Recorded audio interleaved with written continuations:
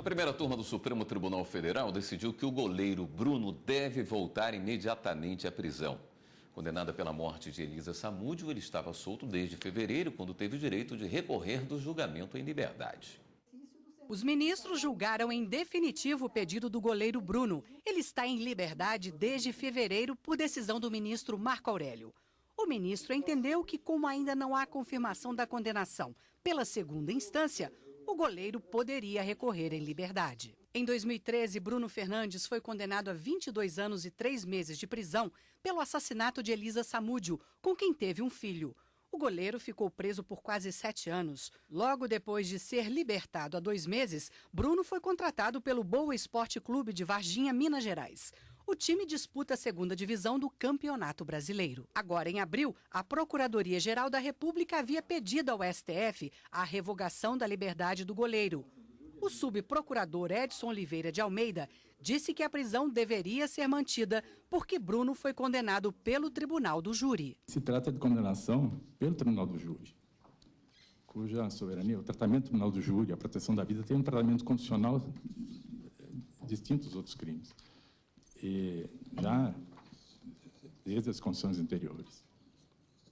E a soberania do júri também está na Constituição. E essa soberania tem consequências importantes em relação à recorribilidade das condenações do júri, seja pela nulidade posterior à pronúncia, seja pela manifesta contrariedade à prova dos autos. O atual relator do caso, o ministro Alexandre de Moraes, votou pela prisão imediata do goleiro. Ele lembrou que o Brasil é o 5º país com a maior taxa mundial de feminicídio e enfatizou as circunstâncias da morte de Elisa Samúdio. A crueldade do homicídio, a impossibilidade de defesa da vítima, as torturas, mutilações e degradações do corpo e da memória, como salientado pela representante da ONU do Brasil, no presente caso, em relação à vítima Elisa Silva Samúdio, foram reconhecidas pelos jurados e, infelizmente, não puderam ser evitadas. Porém, o Tribunal do Júri da Comarca de Contagem analisou, julgou e aplicou a punição que entendeu devida ao agressor, sendo que a soberania dos vereditos restringe sobremaneira o âmbito de conhecimento das apelações interpostas, notadamente aquela que impugna a apreciação do mérito da causa pelo Tribunal Popular, que, reconhecendo a autoria e materialidade dos delitos, condenou o réu pela prática dos delitos de homicídio triplamente qualificado, sequestro e cárcere privado qualificado, além de ocultação de cadáver. Os ministros Luiz Fux e Rosa Weber acompanharam o relator.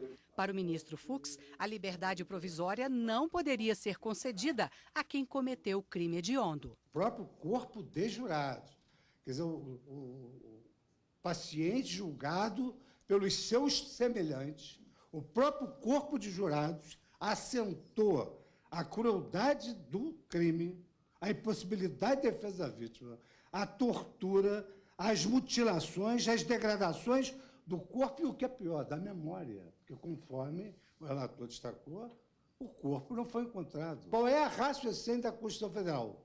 Não se dá liberdade provisória em crime hediondo. O ministro Marco Aurélio divergiu. Nada justifica uma prisão processual e, enquanto não houver título condenatório trânsito em julgado, será sempre uma prisão preventiva a durar 6 anos e 7 meses. Não podemos julgar a partir do clamor social. Por 3-1, os ministros decidiram a volta do goleiro Bruno para o presídio depois de 2 meses em liberdade. O Supremo determinou a expedição imediata do mandado de prisão. A defesa do goleiro disse que vai recorrer e que Bruno se apresentará à justiça.